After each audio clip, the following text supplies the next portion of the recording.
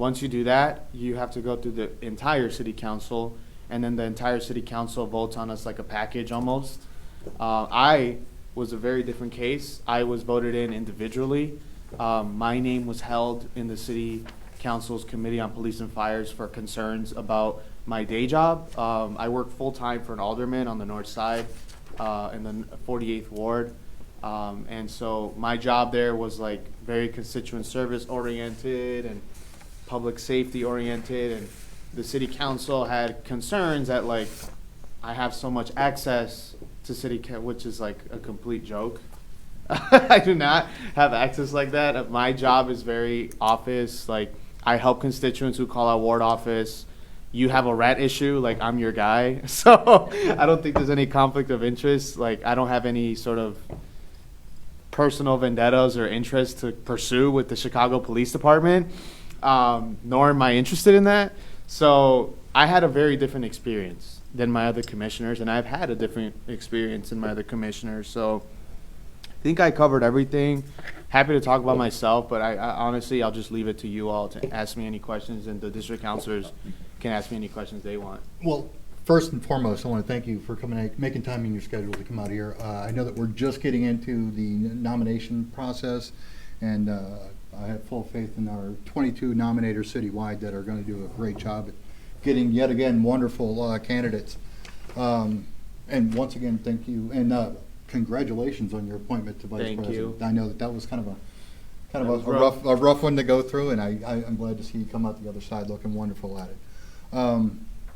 I know my colleague has a question for you, but I do have some as well, so I'll let. Yeah, this is hopefully a quick one, just based on what you'd said. You mentioned the 5 years of experience necessary in various relevant fields, but can you clarify if somebody is going for the youth position of 18 to 24, are they still required to have a full 5 years of experience? No, I think you just have to be in those related fields.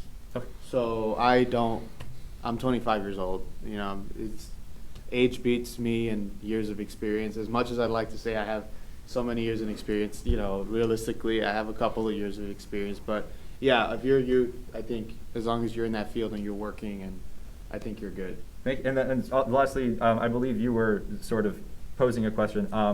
My understanding is the nominators have to submit a minimum of at least 2 candidates per vacancy. So that's it.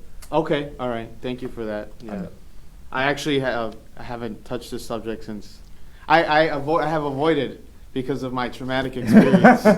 but yes, thank you for the clarification. Yeah, no reminder. Okay, question I have, and we'll turn it over to our community. First of all, could you give us a little insight as to what your experience thus far has been serving as a commissioner? Kind of essentially our boss. We are each other's boss. But what was the question again? What's it been like? Your experience, yes. My experience has been, like I said, very different. Like when I came in, I wasn't able to come in with my cohort of commissioners. I had to learn every commissioner individually on my own time. I didn't go through orientation or nothing like that. I did, but like just me. So it was just myself getting trained, not with the rest of the commissioners like I originally would. So it's been it's been challenging, but I picked up fast. I've worked in government for a while now, and I understand a lot of the structures around it. So it was easy for me to come in and like learn the ropes or whatever, but it did take some time. And then obviously coming into leadership so soon into my term has been a change. And then I think, you know, expectations of you change. You're now a public official. People demand answers from you. You should be prepared, and you should be doing your homework. I probably work 15, 20 hours a week just on the commission stuff because I love it. I like the work, and I think it's important. We are a newer body, and I think that it makes me excited, but it's also a challenge, right? A lot of people don't see you as legitimate. It's not popular. I studied government in Loyola University. I have my bachelor's in poli-sci. I studied government bodies and structures. Civilian oversight in any capacity is very unpopular politically. So, you know, there's been talks about doing civilian oversight for the military on sexual assault matters, but that hasn't occurred, right? So civilian oversight in general as an idea is extremely unpopular. So whenever you're a commissioner, you're gonna face resistance from the bodies you're trying to hold accountable, but also the bodies you're trying to force to think more creatively. The city of Chicago has been used to doing things for so many years the same way that we need to push our leaders to think creatively about public safety. That was one of the reasons why the commission was created, aside from many other things. But my experience as commissioner has been great. I love coming to district council meetings. I've been to different district council meetings. The 7th district hosted me as well. I had a wonderful time. And you get to learn about the entire city. Like today, I stepped out of the car. My girlfriend's over there in the back, Liani. And I was like, man, it's so good to be in Humboldt Park. Like, we're going to, you know, it's good to spend time in different areas of the city. So that's, I guess, what my experience would be so far. Well, and for the record, we're very glad to have you. Before I turn it over to our community, what do you think makes a good, I mean, aside from the talking points that you guys have, as far as like 5 years experience in this, or this, and I know you have to live in a certain geographical area and you have to be a certain age for certain requirements. What do you think would make it like standard, you know, average Jane or Joe on the street? What about them makes them stand out to fill your role? You are a recipient of the services you pay for. Police, fire, streets and sand. You know your community. Don't worry about the technicalities or the specifics. That comes later. We've got really good professionals at the commission. We have a staff of, I don't know what, 30 plus. So like, if you're interested in you have any leadership role in your community, block club leader, condo association president, anything like that, I think prepares you to be on the commission. It is an extremely complicated oversight system. I'm not gonna lie to you. There's gonna be other commissioners who know more than you. There's commissioners that know a lot more than I do, and I call them all the time, and I'm like, what does this mean? What does this mean? Gina Primanti, commissioner, just retired from the Cook County State's Attorney's Office, 35 plus years in the prosecution section, or I forgot what section she was in, but brilliant mind, and I could just call her up anytime and be like, hey, what? Yeah, as long as you're humble about yourself, I think you're gonna be a good commissioner. So we'll turn to the community and see if they have any questions for you as well. Thank you once again. And I can answer commission questions too. I'm here, so you can ask me questions. I have a question that's not quite commission related, but counselor related. When are you guys up for election again? 27th, February 27th. Are you all aligned with the same? Municipal election. We're in the Municipals? municipal, yeah. Okay.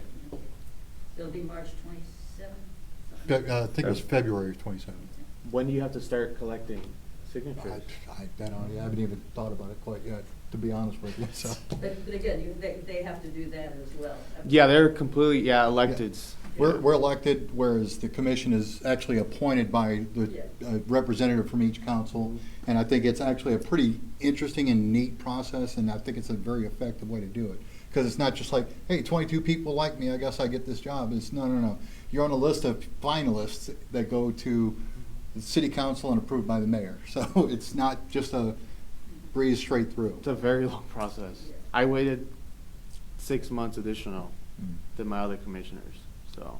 I guess the other question I had was, you talked about some kind of traumatic event. Can you tell us what that is and explain it a little better than one of you guys who mentioned it? I think it was a little over dramatic. I just think that what I went through was very unique in terms of getting onto the commission. I had to face this really weird political innuendo coming into the commission that I honestly don't understand still. I had lawyers saying I wasn't doing anything wrong. The Board of Ethics said I was doing nothing wrong, and like the Committee on Police and Fire was just holding my name for who knows what. But it was a tough committee to go through, and so that's why I say it was a bit traumatic. Well, and if I can kind of add into that, first of all, and I apologize that you kind of feel like you got dragged through the mud. I don't wish that on anybody, but I think it's actually a very good thing that they're being ardent about, okay, look, this is an important, it kind of lends to the credibility and importance of the position that they're filling when they go through that much scrutiny. And correct me if I'm wrong. I appreciated that because I was able to explain myself and really talk to the committee about why I wanted to be on the commission.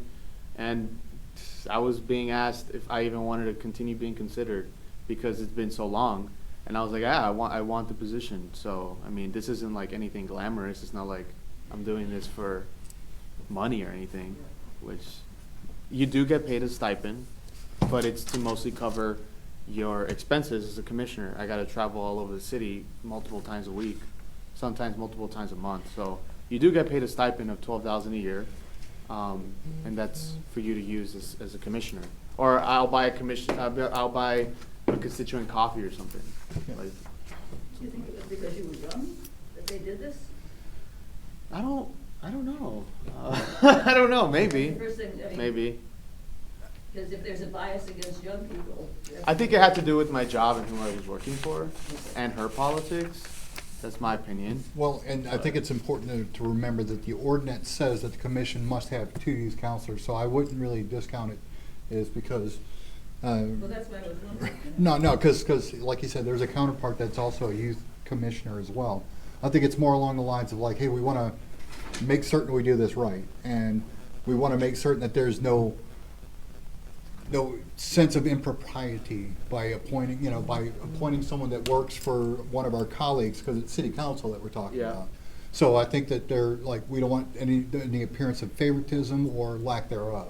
Yep. So I think that might have had a lot more to do with it rather than the age. My boss did recuse herself from my vote, so I mean, that occurred. But I mean, I'm here now. Right, So, and we're glad to have you. yeah, sorry if I said it traumatic. It was just like a really like tough I experience. was just curious, you know. Yeah, yeah. And also to lend into it, to kind of expand on that a little bit, you got to remember, this is the first appointed commission by the district councilors rather than by the mayor. So, like I said, make certain we start off with a good jump and that everything is done properly and professionally, I think. Any other questions from the community? All right.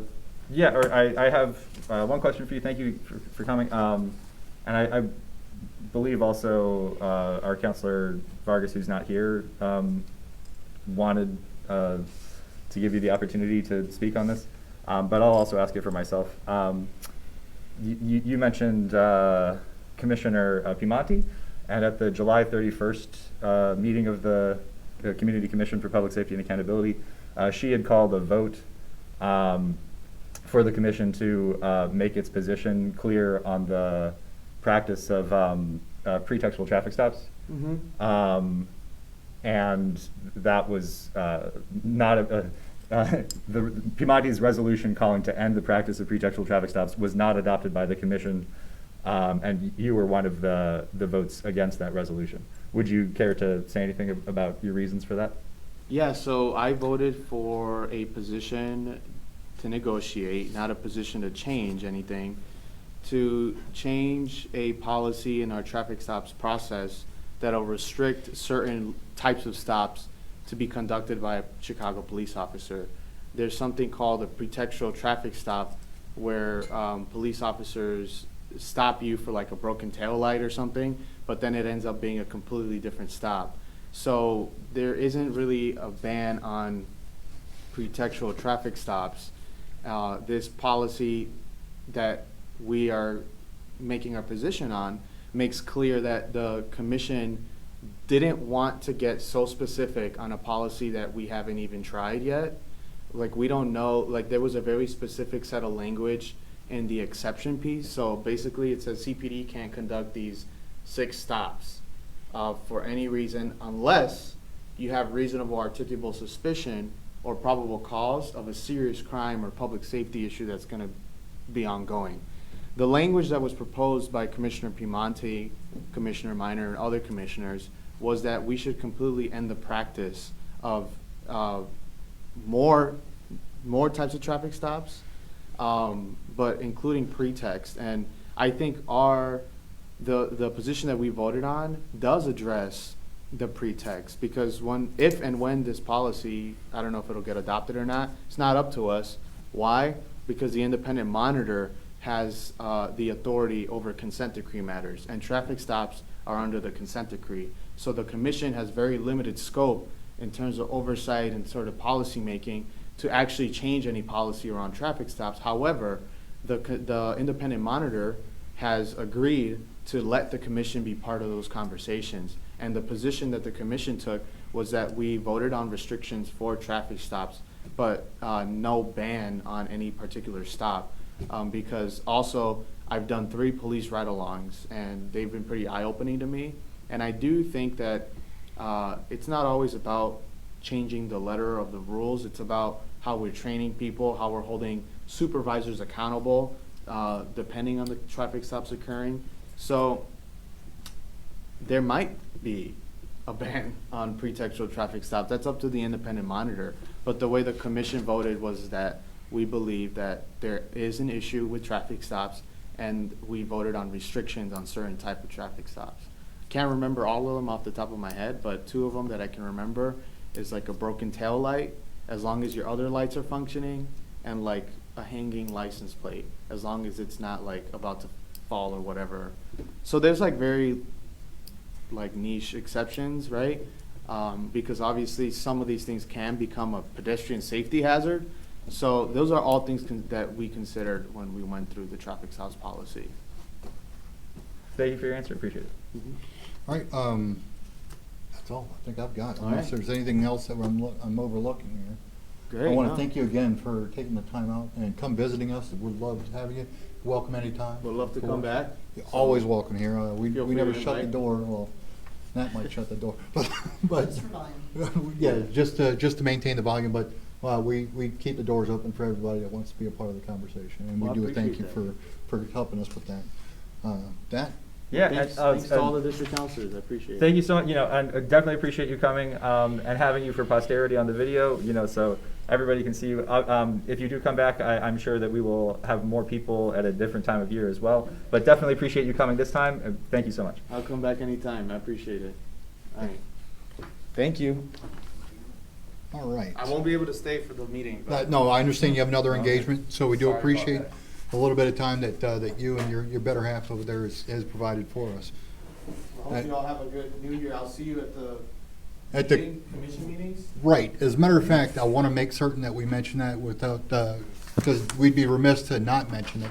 The CCPSA special meeting, and this is at the Thalia Hall, which is located at 1807 South Allport Street, Chicago, Illinois 60608.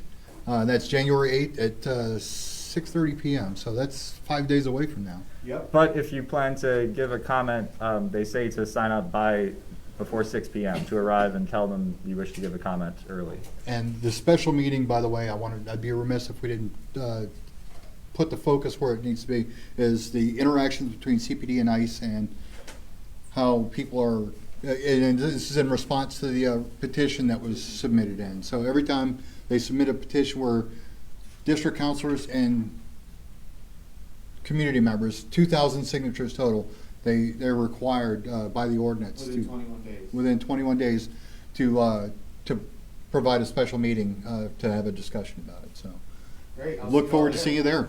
All right. Thank you very much. Have a great day, everyone. Didn't mean to take away any. Sign up to vote. And you can attend remotely, I believe, yes. Our wonderful staff member, Ms. Nat Duran, couldn't help us out with that. All right, moving on. We are going to get into the updates from the counselors. Counselor Orlikoff, what have you? Thank you.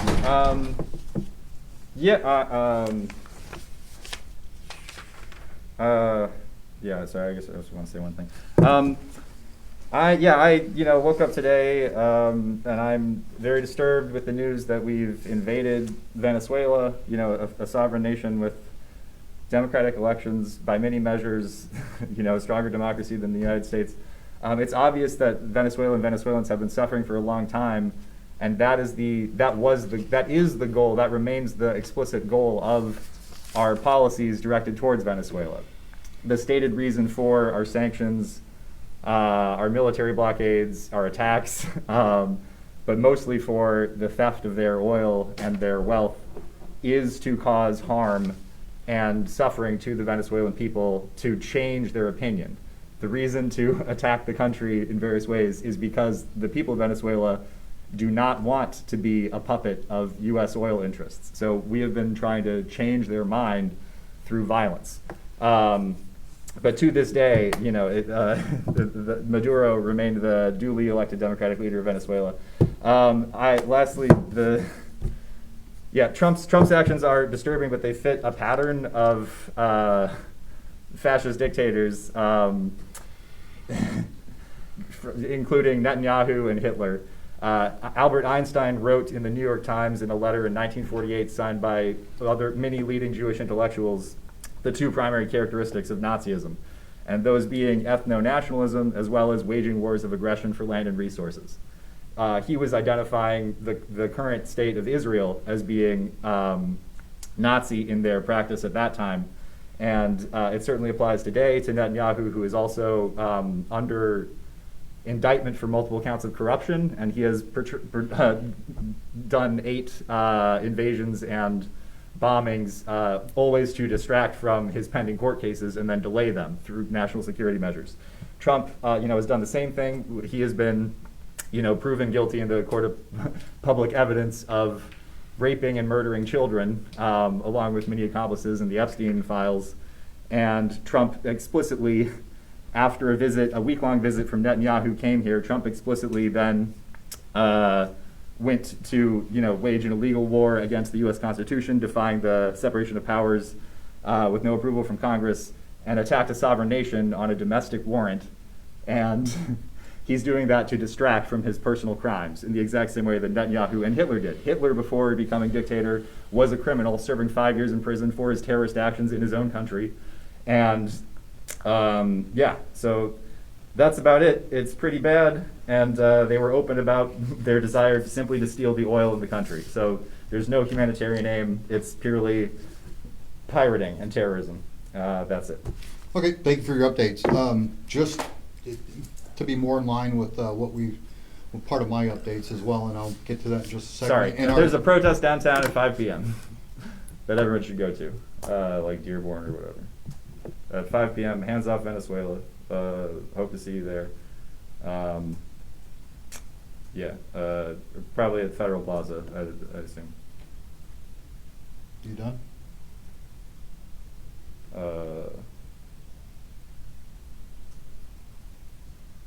Federal Plaza, 5 p.m. Yeah. Okay. All right.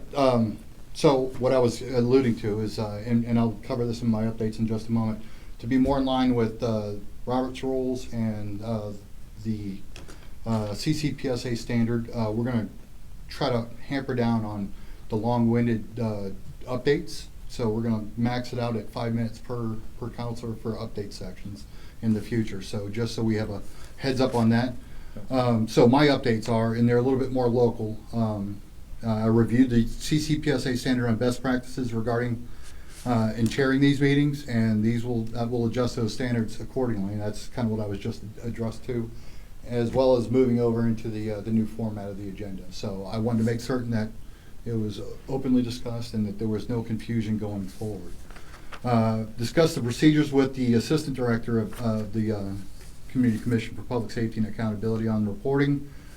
Basically, we're going to be providing a monthly report as individuals, to where it's kind of like an after-action report. Like that way, the things that you found important and the things I found important, they might be the same, they might differ greatly, or even incrementally. But that way, no one's feeling silenced, and we're basically sharing our opinion, our viewpoints, and what we calculate the caliber of the concerns of the community when we turn our monthly reports up to the commission. And that's kind of what we were leading into when we talked about the community concerns and understanding the ideas that are going on right now that are more exclusive to 14. That way our commission can have a better snapshot of what's going on in 14 and what really needs to be addressed more immediately. I attended the CAPS meetings, like I usually do, to gain more accurate snapshot of the issues community members face.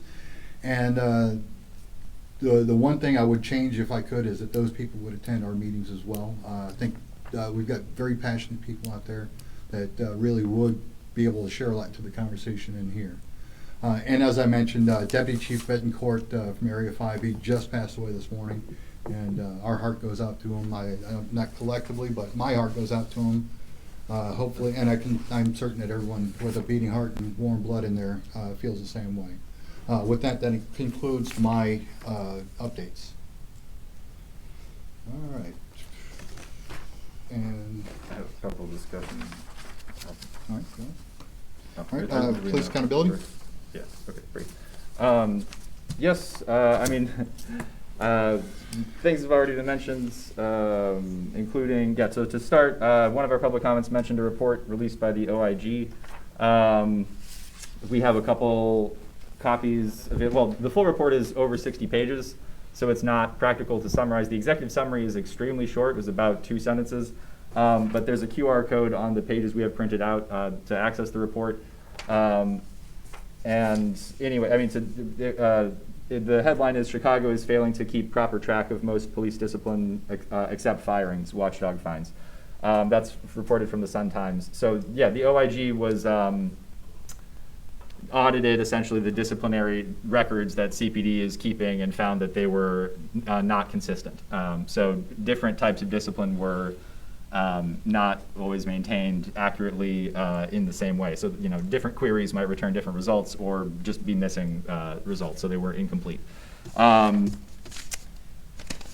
Is there need for any further discussion on that topic? Or, you know, it's a report that's available and maybe we can discuss more later. Okay. Yes, Sally? Yeah, no, I really am concerned about this. I think the fact that we can't rely on police statistics is a really serious problem. I was really pleased, like I said, to see that crime in some categories was down significantly. But then I go, is that really accurate? Are they really keeping good records? Because they don't seem to on a whole bunch of issues. And I don't know, I don't have, let me put it this way, I don't have confidence in their numbers, and I don't know how widespread that is, but I think it's really important. But I'm betting that there's a bunch of other people besides me who feel that way, and I think there needs to be some real input from the district councils on up to the CCPSA to make sure that the numbers we're getting from them are accurate. I mean, the police don't like to police themselves, has been my experience, and so they're gonna fudge anything they can to make them feel good. So I am hearing that you would like this to, you know, continue to be looked into or pushed as an issue to address. I also, I guess, would maybe ask for our staff, depending on if it makes sense to add the concern over, I guess, public trust to the trends and concerns for this month, and if that is accurate to you. Okay. Do you want to say anything about this? No. Thank you. Sorry, am I cutting you off from anything? I was just gonna respond here. What about the people who are being discouraged by other people in their community not to reach out to the police? You know, when I talk with people sometimes after these meetings, you know, I said, why don't we talk about guns? We don't talk about guns here because guns are important. We have to protect ourselves. Good grief. So people from this type of organization are supporting guns. They're also intimidating, maybe not intimidating, but encouraging people not to call the Chicago Police Department. So that could make statistics drop also. It's a real concern of mine. I don't trust the statistics either, but for a totally different reason. You don't like the police. No, I do like the police. I've So- worked with them for 20, 30 years. I don't like all of their practices. And I want to see them improve. And I just don't see it very often. So if I'm understanding and interpreting this properly, you're saying that some of the underreporting could be coming from the initial step, which is people not reaching out to police. Okay, Oh, yeah. I'm just no, I mean, and I'm not saying, oh, it doesn't happen, or it might happen, or, oh yeah, that definitely happens. It's more along the lines like, hey, this is a broader issue that, I'm sorry, I can change hearts and minds with, with a speech, but I can't change human behavior, It's one of those things to where it's like, okay, we need to create an awareness situation to where people are more inclined to sit there and say, hey, no matter how minute, how minuscule it may seem, we need to make certain that we're reporting it up so that way it falls into the major snapshot. Some people get discouraged, like, the police aren't going to do anything, or they're never going to catch the guy. Well, if we don't report it, we don't have the metrics to sit there and say where we need to sit there and shift focus and put it resources. Would you agree to that? Mhm. That's why that's one of the things that I'll bring up with the commission as well. Like, that's one of the things that I think that we really need to kind of roll out on a citywide level, and it specifically in the 14th, if that's what we're witnessing here, is that, hey, we need to not sit there and have this feel-good campaign of like, yeah, tell everybody. It's more along the lines of, hey, no, we're not going to get the accurate data if we keep it to ourselves. Don't be the highest ranking person holding the secret, is how we used to do it in the military. And the police don't really encourage people, to do that. They don't encourage people to come to deep meetings. They don't encourage people to talk to each other about guns or other issues in deep meetings. They just roll off a bunch of statistics, so they're kind of questionable, and then say goodbye. So they don't. They give us the opportunity to comment, just like. Yeah, they give us the opportunity to comment, but they don't push it, and they don't really encourage it. In my big meetings, we have two meetings together, 14-14 and 14-13, and by 6:30, if we're not done with 14-14 stuff, they just stop it. It's and nobody knows who anybody else is in the meeting. They don't go around and give names at all. They don't give blocks where they're from like we used to. They're not encouraging people to really talk about concerns in those big meetings. Okay, we're going to loop it back in here. So thank you for your sharing your inputs there. We move on to restorative justice. Or not quite, sorry, but thank you. Still on another article that came out on the 23rd, just an update on the issue of how police discipline is decided, which has been in flux for virtually the entire time that this council has existed, due to the legal case around private arbitration for deciding police discipline. So we also have a couple printouts of this article. The headline is just "Battle over Chicago Police Discipline Heads to State Supreme Court, Sparking Debate on Serious Misconduct Hearings." I will not read the article, although it is very short. But yeah, copies are available, and you can look it up. I forget where this was. Oh, WTT. This is WTTW News by Bridget Adu-Wadier. And so just letting you know that that's currently being decided in the Supreme Court, or going to the Supreme Court to be decided. Illinois State Supreme Court. Yes. Sorry. Thank you for that clarity. Appreciate that. Don't want any conflation of. On the subject that was raised about guns, in addition to other things, we are pleased to announce having access to a speaker from the Cook County State's Attorney's Office at our next meeting on February 7th, who have made some recent policies related to felony gun possession charges and the review process for those. So that speaker should be relevant. Additionally, the GAPA Coalition, the Grassroots Alliance for Police Accountability, has issued a statement opposing the expansion of the felony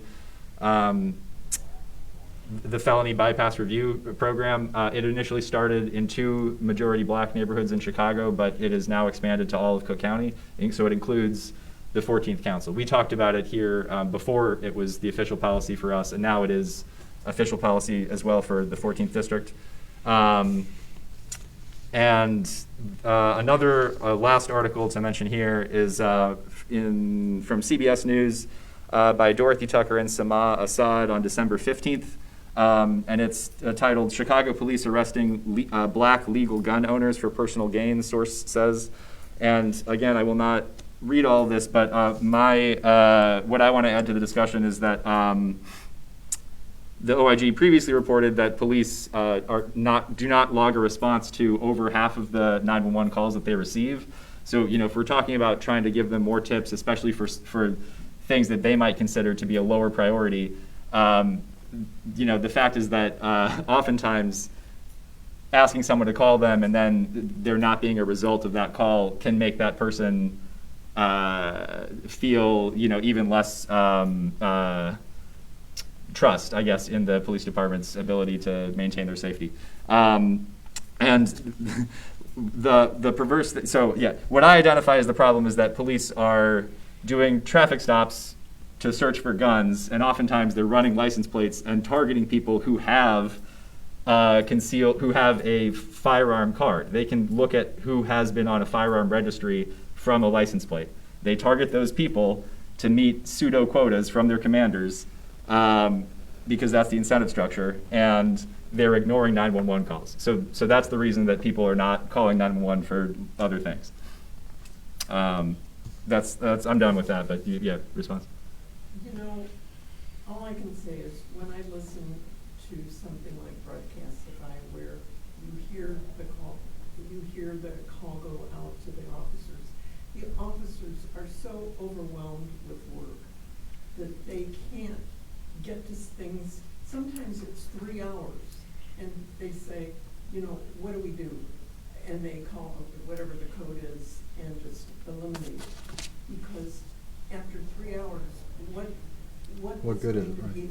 What will they be able to do? Right. The poor person. Yeah. So, but generally, you're against having more police officers.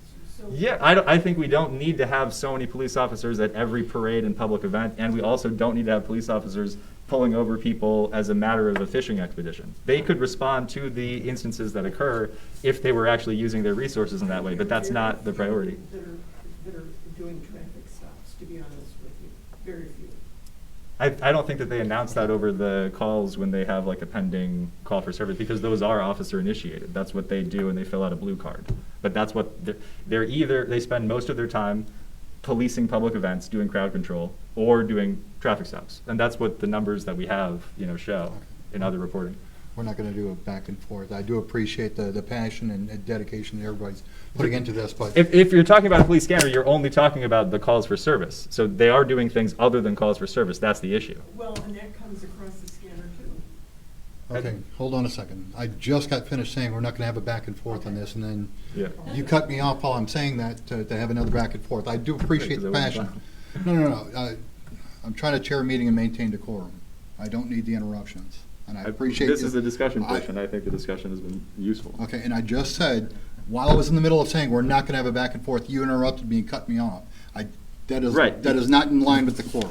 You could have asked if I was finished with the topic, which you did not. So that was actually out of order. And you acted as if you were going to say something and then cut it off. That's not actually I'm your going to ask you privilege. right now to maintain decorum. It is not your privilege to move through the agenda independently. I'm going to ask that you maintain decorum. Yeah, point of order. It is not a privilege of the chair to move through the agenda independently. So you are allowed to ask if I'm done with the topic. You acted as if you were going to talk and then said unilaterally, this is finished, which is not actually allowed for you to do. So that point of order has been established. I'm ready to go back to the agenda. All right. Since you don't want to maintain decorum, you can go ahead and leave, or we can adjourn. What are you doing? I'm chairing a meeting. Do you know what a point of order is? A point of clarification, John said? We are now adjourned at 2 o'clock in the afternoon. No, we haven't. There hasn't been a motion to adjourn. You do not have that power. Yes, I do. No, you don't. You do not. There was no motion to adjourn. Thank you, everyone.